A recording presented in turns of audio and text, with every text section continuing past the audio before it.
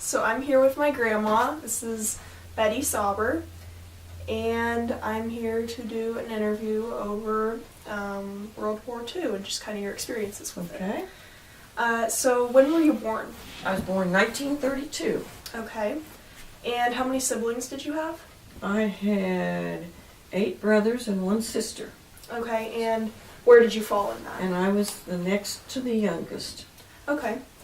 And your sister, what age was she? She was 7 years older than I was. Okay, okay. hmm And how much younger was your brother? My youngest brother below me was 3 years younger than myself.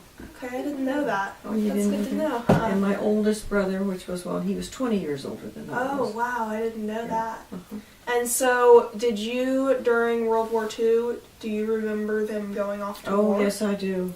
Tell me a very little much. bit about that. Well, see, there's 4 of my brothers that were in World War II. And then the oldest, one of my older brothers, was probably Ernie, 4th in the family, but he was one of the first ones that was called up from our area there. So he was an Anderson and a Long. I know they were both, and they were called up from the first company. And that's what they did. They had to sign up for their registration, and then they called your number or whatever would work the numbers, and you'd get this letter that said you had to report so and so. So I remember seeing, but I remember very vividly my 4th brother when he was just 10 years older than I was, and how I was so sad when he left. And I remember when he left on the train, I can remember we took him to Eureka to go on the train, and I just cried and I just ran along the way of the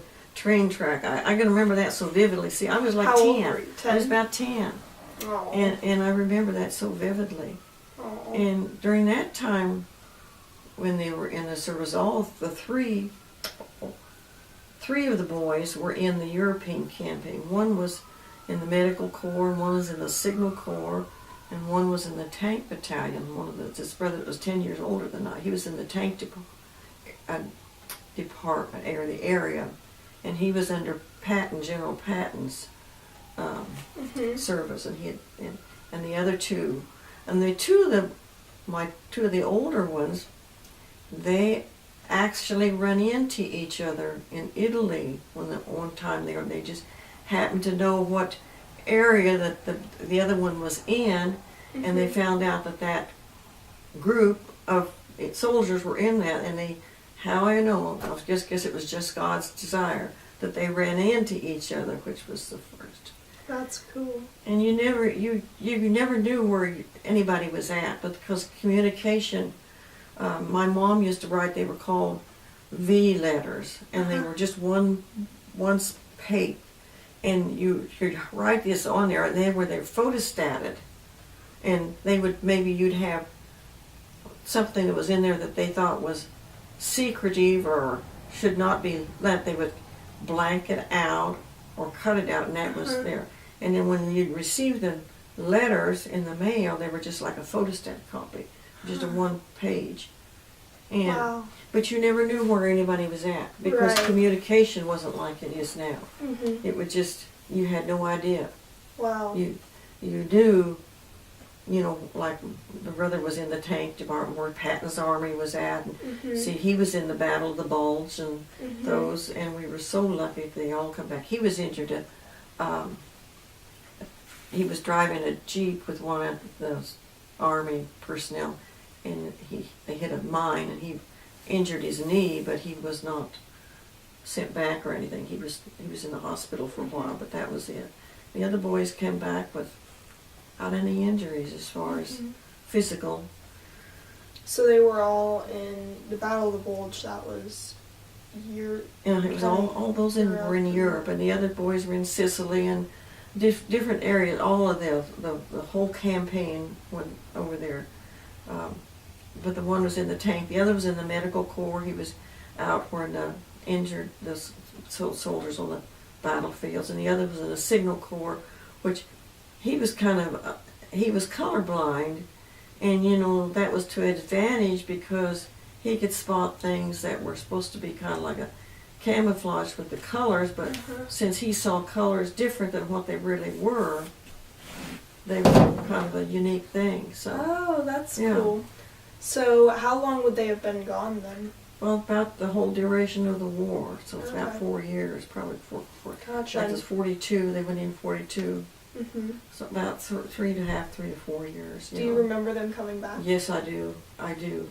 I remember that one of them was, we kind of thought he was supposed to come back, and when we lived out on the farm, we had what they call the party line. There was 10 people on a line, you know, and each had a different ring. When you're, like ours was a long and 2 shorts, that was our number, and the other was maybe 2 shorts or long, and you know, everybody had a different ring. And of course it was kind of in our area, you kind of listened to what was going on somebody else's. You'd listen to what was saying and hope, so they couldn't hear you. But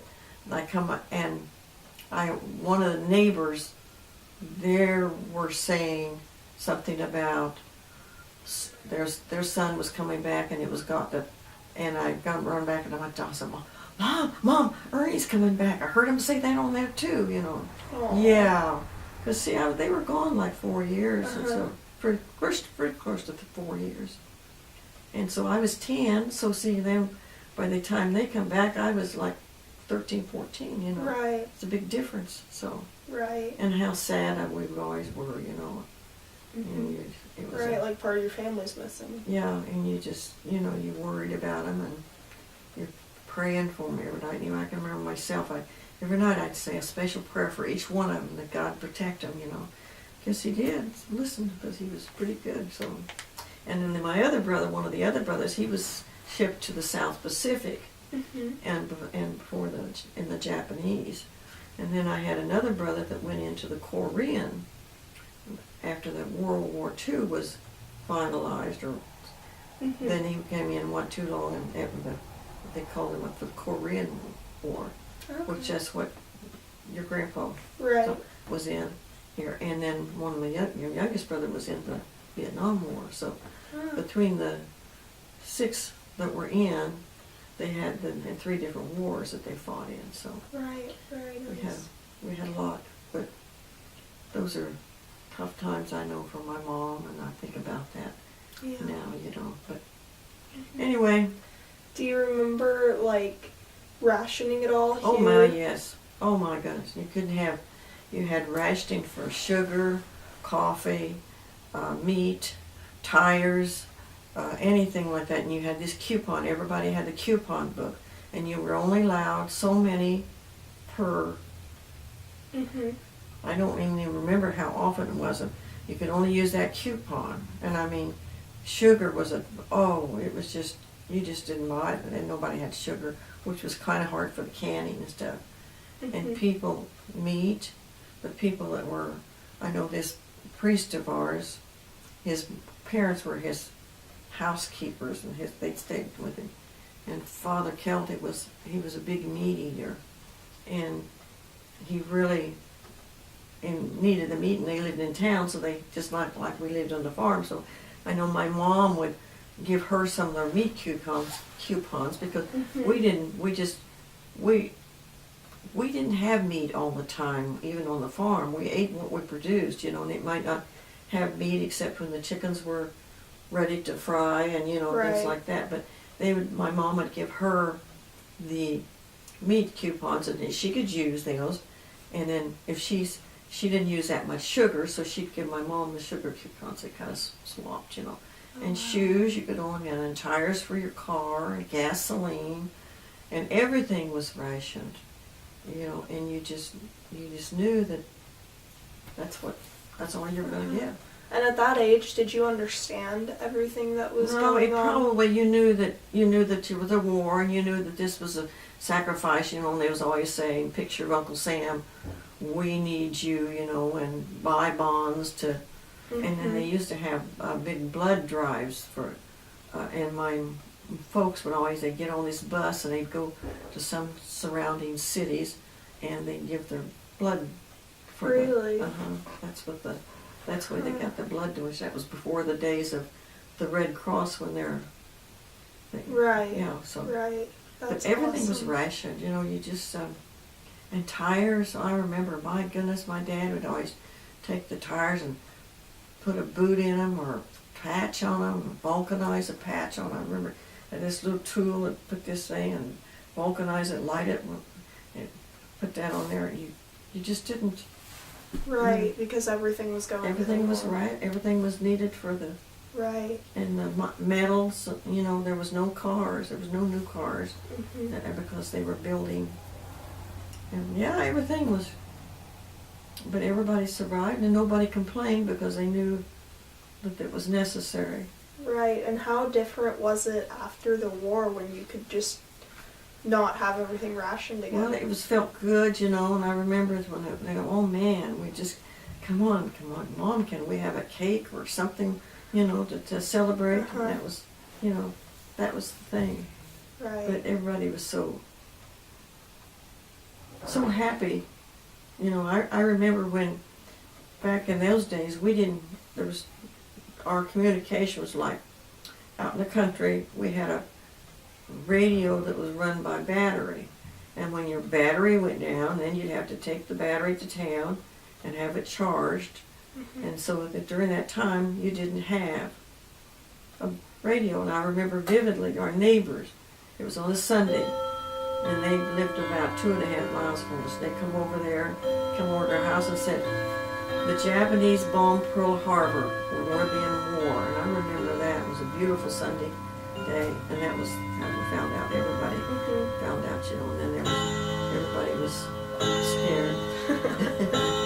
It'll be over in a minute. Yeah. Everybody was, you know, scared of what are we going to start, and then that was December, and then probably the first of the year, my brothers started leaving right away, and they just sent them to basic training, and by the time they weren't, I think, if I remember rightly, they were given a small time of pass, so I don't remember how days, one time, and then they shipped them overseas. And they didn't stay into training very long, maybe 6 to 8 weeks, and then they ship them over. And was Pearl Harbor, did you guys even know anything about, did you know where it was or anything? No, we knew, but you know, we knew it was, but you just didn't, the world was not, it was more, you know, sheltered, I guess you would call it, because we were in, but you didn't know, you know, didn't even know. And we had people, one of the families in the church, that one of their sons was on, it was a Pearl Harbor when he was, but he was, luckily he was not hurt, but he was in the Navy also. Now my brothers were all in the Army.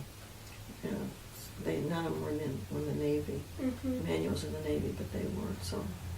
Did your brothers talk about what they saw? Yeah, I think when I look back, and I think that we were lucky, because when the boys came back, they all come back, and I know they get together and they all went in a group, and they talk about this, and I think it was therapy for them, which was good, because they all knew what the other had gone through. Right. And I think it was therapy for them. It was a blessing to us that we'd hear, yeah, they talk about it, more than the boys that come back from Vietnam. I think they were not treated very good. Right. What are some of the things that they said that you remember? Oh, they were just talking about, you know, how cold it was, and, you know, how they'd maybe get ready to run out of supplies, and they'd have to wait because it was terribly cold over there in the areas, and about how the people themselves were very, you know, like in Belgium and those places like that, and that were good people, but they were just fighting for their to save life too. And did you understand, like, Hitler and what was happening at all? No, I don't think anybody did really understand what he was doing, because your communication wasn't as like it was now. Right. It was like you know, it was radio, but you know, it not like 24-hour cable news like we have now, and you'd have like one newscast at noon and then one at night at 10 o'clock or so, and it was. We didn't realize what he was doing over there. Right. And the Holocaust, you know, nobody was really aware of that. Right. Because they didn't have the people that were. you knew that you knew what Hitler was doing bad things, but I don't think you knew how bad. Mhm. I know you didn't. Yeah. Did you hear anything about Hitler? Did you know that he was kind of No, you didn't, because it wasn't, as I said, the Right, it wasn't communication was so broadcast. different. Because gotcha? it was, yeah. So you just knew that we were kind of fighting Germany. Well, and yeah, Japan. we knew that, and we know, but, as a young, I didn't know why, or Uh-huh. what the atrocities that he was, you knew Hitler was a Mhm. bad person, but, you didn't Didn't really fully knew understand why. all that stuff. Interesting. Do you remember your mom ever saying anything about the war, or your dad saying anything? Oh, they were all, because everybody was concerned. That was when they'd get together for the community meetings, they were all talking about that, about, are we going to be able to get this settled?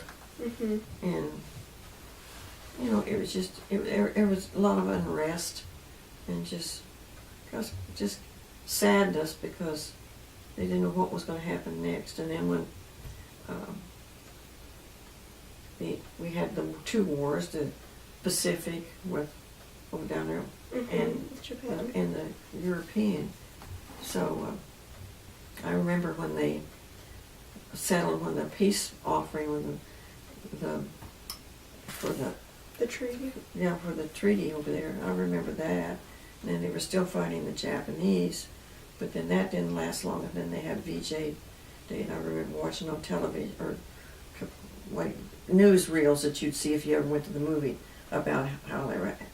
Because we didn't have this, they didn't show anything, and we're just radio. You didn't see anything. If you Right. happened to go to the movie theater, which you didn't do that much, but you'd see these what they call the newsreel, Mhm. and they just show, and then that was your first taste of what they were really, how the soldiers were really fighting over there. Do you remember anything about like the bombs? No, Hearing just about that, just that and I remember when I was little, we used to, in that area, we used to have these airplanes that come over, and they were pulling this, and then we didn't realize that before, but that was the glider, and that's where they moved some of the paratroopers, was in Mhm. these gliders, and thrown into these, because our airplanes weren't like they were now. But they tow these up, and then they get into this area where the paratroopers were supposed to Right. land, and they would go from these gliders. It was a glider.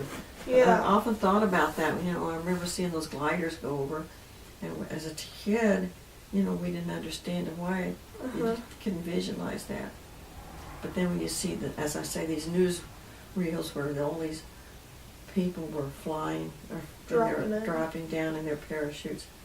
And then we had one person in our neighborhood that their son was captured in Germany during the war. Mhm. But he came out okay, but still it brought reality of the war to us then when we, Right. How did you know he was captured? Did they? though they had his parents got a thing that was missing in action, Right. and then eventually word was trickled down to them that he was held in Wow. Germany, prisoner of war camp. Mhm. And do you remember, was it weird not having any of like the guys at home aged? Mhm. Like, Mhm. was that just kind of normal to you growing up, or Mm-mm. was that different? It was different. You just missed them because you knew that they weren't going to be around, Right. It was hard for them. Mhm. Because, like on the farm, it took all the workers, there was nobody to help in the farming, everybody had to, that's when the women started going into the aircrafts and working, Mhm. the Rosie the Riveter, Yeah. and one of my sister-in-laws, but two of them, my brothers that were married to them, they worked at the airplane factories, and Okay. yeah, so. Did your mom work in a factory at all? No, my And mom your was dad, how old would your parents have been? Well, my dad was born in 1884, and this was 45, So we'd have to figure out how. Uh-huh. Yeah, so, and my mom was born 45, 1890, so, you know, 1890, okay. they were so- probably young by standards now, but that's that age. I was thinking of them as like 60 maybe, so I don't know if I'd have to stop Yeah, back and sounds figure about out. right. But they were still, so there was nobody to help work on the farms, you know. Mhm. So that's when just everybody had to pitch in. I remember I had to go out and help shock the wheat and whatever we had, or, you know. And you grew up in In around Hamilton. We was on a farm between Hamilton Okay. and Virgil. So Virgil. Mhm. Was it Grandpa that grew up in? Where did Grandpa grow up? he grew up in that area. Like Okay. everybody. But your grandpa, Yeah, he grew up in Ellen, right close to Ellenwood. Ellenwood. Okay, that's what I was thinking. Yeah. Okay. He was born at Raymond, which is a little Mhm. burg between east. But yeah, it was just sad times and scary times. Mhm. But Yeah. Anything else that you want to add? oh, I can't think of anything else, Kathleen. It's just, you know, it's just so delightful when they all come home, Right. and then right away, then they was called back for the Korean. There was a scary times. You wondered, Mhm. you know, World War II is supposed to be the war that ended all wars, you know, Sure. but it wasn't. But, Sure. What were the feelings when you realized that it didn't end all the wars? No, I mean then I remember when my one brother went to Korea in the war, and how and my youngest brother was younger than me that went to Vietnam, and how just cried and so sad to see him leave, you know. Mhm.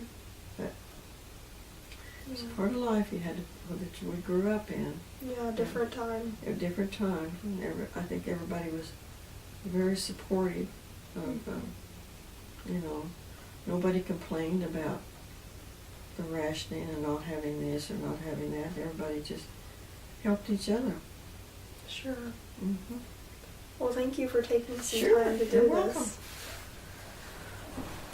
Turn this off.